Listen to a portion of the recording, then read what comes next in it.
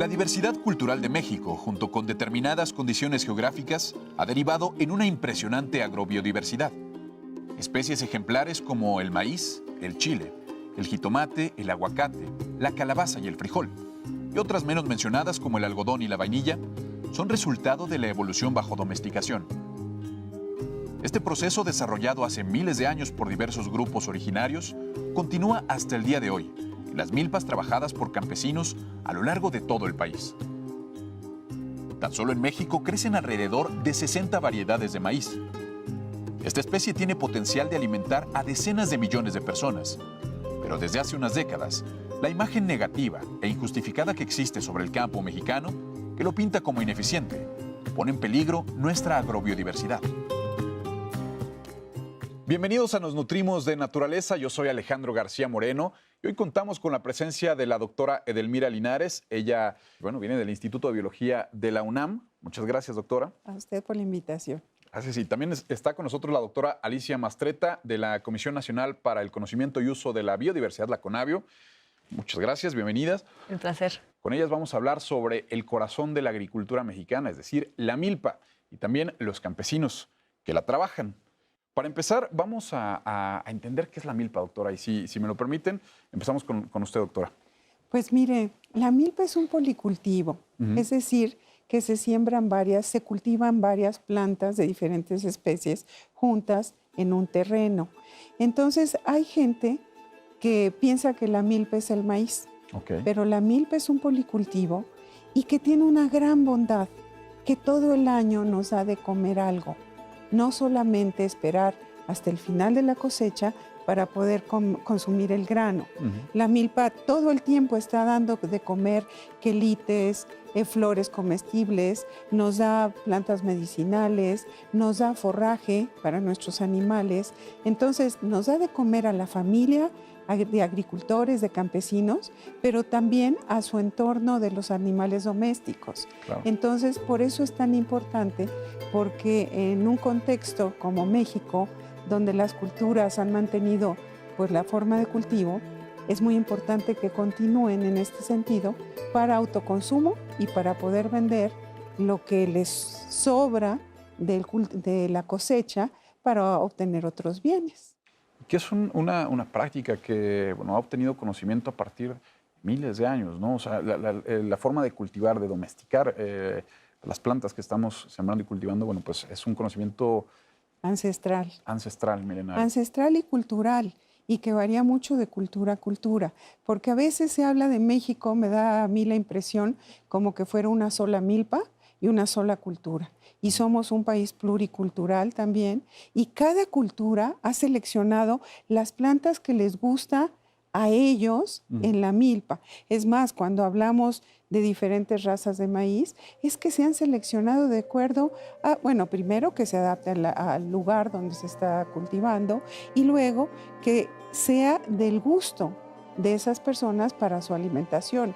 Un maíz palomero pues sirve para hacer palomitas, un maíz que se utiliza para hacer tortillas o para hacer tamales es muy diferente al maíz palomero, y entonces la cultura va seleccionando y la mujer pues le dice al esposo, mire, este año vamos a hacer una fiesta, voy a hacer unos tamales y por favor me siembras este maíz porque es el mejor para esos tamales. Entonces, pues este valor pluricultural de nuestro país se engarza con los diferentes tipos de milpa que existen en nuestro país también. Todo es conocimiento, doctora. Oiga, ¿qué tipo de cultivos? Hablábamos de que la milpa es un policultivo. Un policultivo. ¿Qué es lo que más se cultiva en nuestro país? Mire, el eje de la milpa es el maíz, pero el maíz también lo acompañan el frijol y la calabaza, y el jitomate, el chile y otras especies, que por eso nuestra comida tradicional está compuesta de esto, porque es lo que nos da la milpa para poder generar y utilizar y cocinar lo que consumimos. Entonces, en las milpas se seleccionaron todas estas plantas y por eso tenemos este tipo de alimentación. Y aquí, en este conocimiento está intrínseco el conocimiento de la genética. Platíquenos un poco cómo es esta milpa, un centro de garantía de esta diversidad.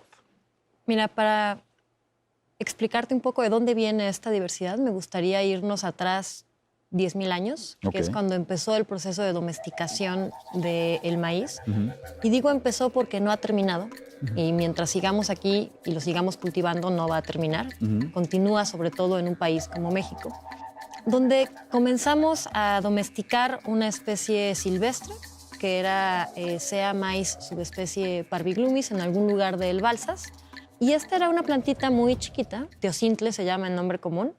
Aquí tengo una mazorquita que, si puedes ver, es como un maíz, pero en chiquito, ¿no?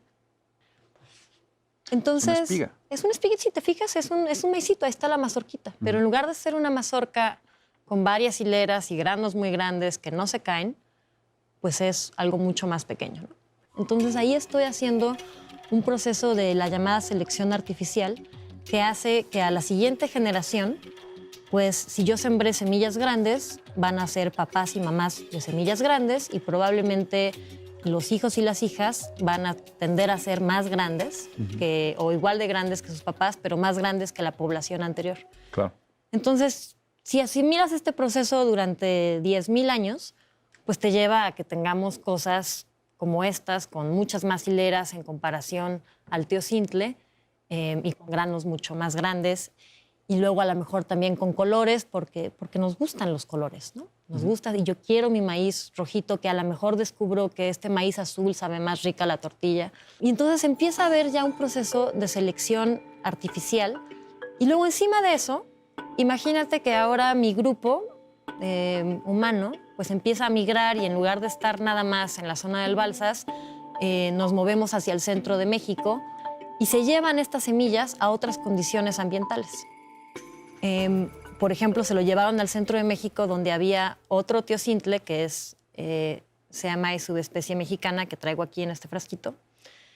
Y entonces hibridiza y resulta que esas plantas se pueden adaptar mejor a unas condiciones mucho más frías, porque estamos más alto y con una condición de lluvia distinta. Y luego, eso que ya para estas alturas se parece mucho más al maíz que en lugar del teocintle, pues se sigue expandiendo por todo México. Y en todo eso, pues las condiciones no son las mismas. No es lo mismo las condiciones ambientales aquí en el Valle de México que las condiciones ambientales en la península de Yucatán. Y por ende, el maíz de los mexicas no era el mismo que el maíz de los mayas, ¿no? ¿Y a qué hace eso? Que estamos sometiendo al maíz a diferentes condiciones ambientales y entonces yo lo siembro bajo esas condiciones y algunas plantas se dan y otras no. Y entonces las que sí se dieron fueron pues, porque estuvieron mejor adaptadas a esas condiciones locales, pero que no son las mismas aquí en México, Ciudad de México, que allá en Yucatán, que en la Sierra Tarahumara. Ah. Y multiplícalo por el gusto de la gente por cierto tipo de maíz, porque sea el que se apura o porque yo quiero que esté apretadito el grano porque me gusta morderlo así o lo quiero con grano grande para el pozole. Entonces, eso fue lo que generó la diversidad de los maíces y lo que a la fecha lo mantiene. Por eso, aunque te puedo hablar de números como 59 o 60 razas nativas de maíz en México, en realidad la diversidad es mucho más grande porque casi que cada pueblo y que cada parcela y cada familia campesina tiene su propio maíz adoptado a sus propias condiciones ambientales y a sus propios gustos culturales. Pues ya vimos cómo pasamos de hace 10.000 años tener estas espigas de teocintle a hoy en día una variedad de colores, de sabores, de propiedades, de nutrientes. De tamaños. De tamaños y de resistencias a los cultivos. Vamos a un corte y regresamos a hablar de, pues, ahora que estamos cultivando y sembrando todo este tipo de variedades de maíces, ¿son rentables? ¿No son rentables? Y, pues, ¿qué beneficios podemos obtener de ello? ¿Les parece? Claro que sí. Excelente. Quédense con nosotros. Continuamos en Nos Nutrimos de Naturaleza, hablando en este día de la milpa. Y lo que tenemos aquí es una canasta, pues, con gran variedad de colores, de tamaños y de variedades de maíz. Doctora, platíquenos, ¿qué papel está jugando el agricultor mexicano para garantizar que esto siga aquí con nosotros? Pues mire, yo considero a los agricultores mexicanos que son los custodios de la diversidad de los maíces en México. ¿Y por qué digo eso? Si usted habla con alguno de ellos y les pregunta, oiga, ¿y esta mazorca, este maíz, de dónde lo tiene? No, pues es el que sembraba mi papá y es el que sembraba mi abuelo y antes de mi abuelo. Si bien cada año están seleccionando las semillas que más les gustan, las más grandes, las que no se comió el insecto, etcétera, ellos mantienen estas razas a lo largo de periodos muy grandes y sobre todo porque son semillas que se van pasando de generación en generación y porque no se tienen que comprar. Es su patrimonio cultural, es su patrimonio familiar y porque, por ejemplo, en algunos pueblos de Oaxaca hay estas variantes de los maíces que son familiares. Hay unas que no se muy comparten, celosos incluso, porque estos son de mi abuelito. Bien. Pero hay otros, y yo creo que aquí está jugando un papel muy importante las ferias que se están organizando actualmente de agrobiodiversidad, porque ahí el campesino ve, pues es que mi vecino o de otro pueblo tiene una mazorca mucho más grande que la mía, además los granos se ven muy bien, entonces yo voy y le digo, oye, te cambio unas de estas por unas de estas. Entonces, este diálogo horizontal entre los campesinos en un lugar donde ellos se pueden encontrar ha hecho que estas semillas también se distribuyan un poquito más y que se sigan manteniendo. Entonces juegan un papel importantísimo en mantener esta agrobiodiversidad en nuestro país. Perfecto. Doctora Mastretta, ¿se está perdiendo la milpa en nuestro país? Mira, yo creo que el cultivo de maíz, la agricultura campesina, sí está en problemas. Sí hay un problema de envejecimiento de la población campesina. También hay un problema de falta de apoyos. Y yo diría que más bien la agricultura campesina de maíz y las milpas persisten a pesar de tener todo en contra y a pesar de las predicciones de los economistas de los 90s que juraban que a partir de la entrada en vigor del Tratado de Libre Comercio la agricultura campesina básicamente iba a desaparecer y iban a transformarse o a extinguirse. Okay. Y esto no ocurrió por dos grandes puntos. Uno es porque esta agricultura industrial que utiliza maíces con semillas que tienes que comprar y que vienen, como comentábamos, de un ambiente de las compañías o los centros de investigación donde se produjeron particulares, solo funcionan si se mantienen bajo ciertas condiciones que no son las condiciones de los campesinos. Entonces, ¿qué pasa cuando los pones bajo las condiciones de la mayor parte de México? Pues que no funcionan lo suficientemente bien y entonces pues mejor sigues con tu maicito. O que funcionan, pero solamente si, entre comillas, igualas el ambiente al ambiente donde se generó la semilla. Y esto se hace a través de agroquímicos, como fertilizantes y otros agroquímicos que, por cierto, tienen un costo ambiental muy serio. Y por otro lado, se vuelve mucho más caro y no produce lo que dice que producían, ¿no? Entonces, realmente no se vuelve esta idea de es que va a producir 14 toneladas por hectárea. Híjoles, ni siquiera en Sinaloa te llegan a producir así sostenidamente esa cantidad. Claro. Entonces, pues la gente no es tonta, no hace el negocio tampoco y pues no siguen ese tipo de sistema.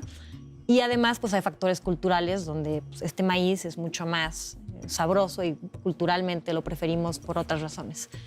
Entonces, a pesar de tener todo en contra, la agricultura campesina de maíz y la milpa sigue subsistiendo porque nos gusta mucho.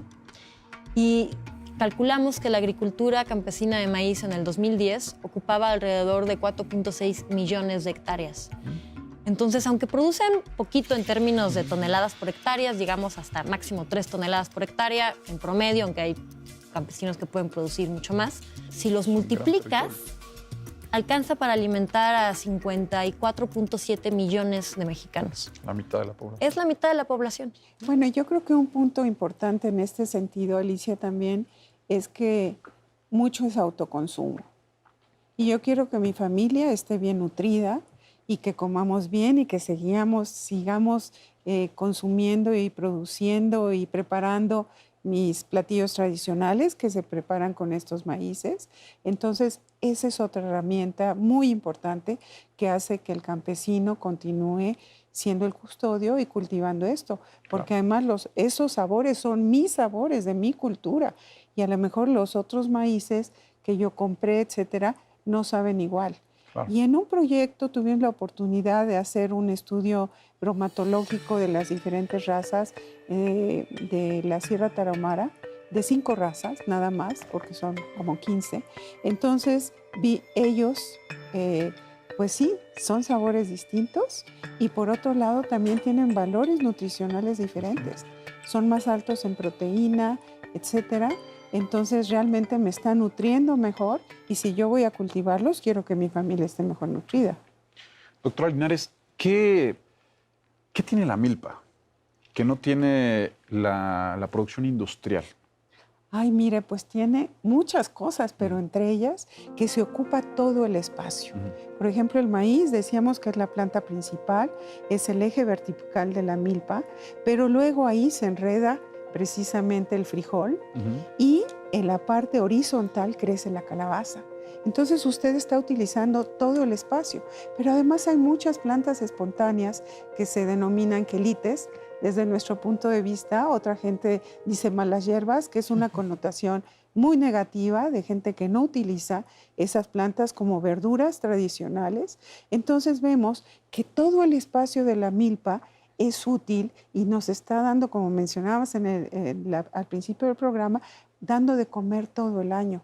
Claro. Porque yo puedo ir y recoger esos quelites y las puntas de la calabaza, en fin, todo el año estoy comiendo de mi milpa. Entonces, ¿qué tiene la milpa que no tiene un cultivo, digamos, extensivo de maíz? Que ahí nada más se cosecha la mazorca para, digamos, lo que se va a vender generalmente, ¿no?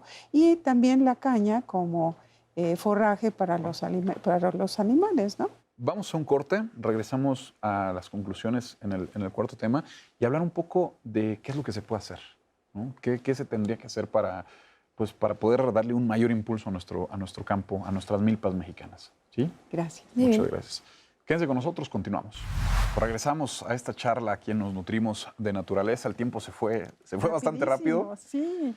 Y lo que me gustaría tocar es un tema desde el punto de vista de los consumidores, de pues, quien está en casa y quien de pronto pues, va a comprar a lo mejor una docena de tortillas azules, ¿no?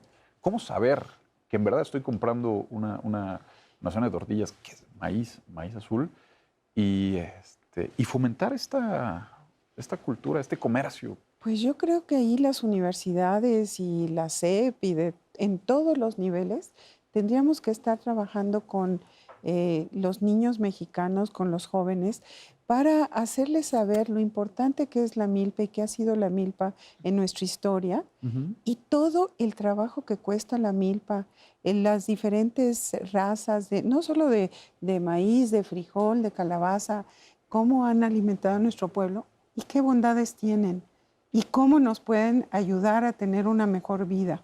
Y yo creo que si los consumidores están al tanto de esto, pues tenemos una fuerza muy importante los consumidores. Podremos seleccionar los alimentos que queramos con base en conocimiento de la nutrición, de la historia, de la cultura y que podamos estar dispuestos a pagar un poquito más por este tipo de maíces de especialidad que no son maíces híbridos y que no se les puede poner un precio de garantía a todos los maíces de México.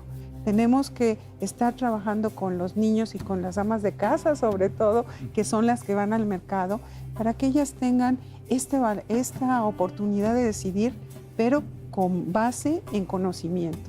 Entonces, bueno, aquí puedo hacer un comercial. Por favor. Hemos estado haciendo una serie de videos precisamente que están en YouTube, en la página de Conavio, sobre sobre la milpa, los usos de la calabaza, etcétera, que invitamos al público que los pueda ver y que esperamos que contribuyan pues a su conocimiento y abrir un panorama mucho más amplio que a lo mejor no lo tenemos visualizado. Muy bien, doctora. ¿Qué puede hacer el consumidor? ¿Cómo podemos influir nosotros, doctora Mastretta? La prueba del limón. Si usted agarra, amiga, ama de casa, amigo, estudiante, cualquier edad, cualquier género, una tortilla azul y le echa limón y la tortilla no cambia de color, es tortilla de maíz blanco pintado. Porque por sus características químicas, los granos de maíz azul son sensibles al pH. Y entonces cuando uno le echa un limón, se acidifica y debe ponerse como un color rosita. Pero también le puedes decir a la gente en cualquier restaurante, luego uno va a un restaurante muy caro, fifí, y de repente le echas limón a la tortilla y no cambia de color. ¿Qué pasó? ¿No? Entonces, bueno, esa es una forma importante de que el consumidor pueda reconocer ese tipo con una prueba tan sencilla. Claro. Entonces, pues hay que apropiarnos de la prueba. Es conocer para poder exigir y fomentar, como decía, o sea, si hay demanda, entonces fomenta la producción de esto. Una vez un productor nos dijo, si yo puedo seguir vendiendo mi producto, lo voy a seguir cultivando. Si ya no lo puedo vender, pues ya no lo voy a cultivar. Claro. Entonces, con esa simple decisión, estamos apoyando a un pequeño productor en que siga conservando sus maíces, sus razas, sus quelites, etcétera, porque se los vamos a comprar. Y de esta manera estamos apoyando a la conservación de nuestra agrobiodiversidad. Y ya fuera de broma de la prueba del limón, que sí hay que hacerla, creo que va justo a lo que dices, a que como consumidoras exijamos tener tortillas de calidad. Esto desde la parte como consumidores, es nuestra forma de poner ese granito, vamos a poner el granito de maíz, ¿no? Ándale, la semillita. La semillita. Pero desde la parte de las políticas públicas, ¿qué se necesita? ¿Qué habría que hacer para pues, darle este impulso, revitalizar a este campo? Mire, que si ya lo decíamos...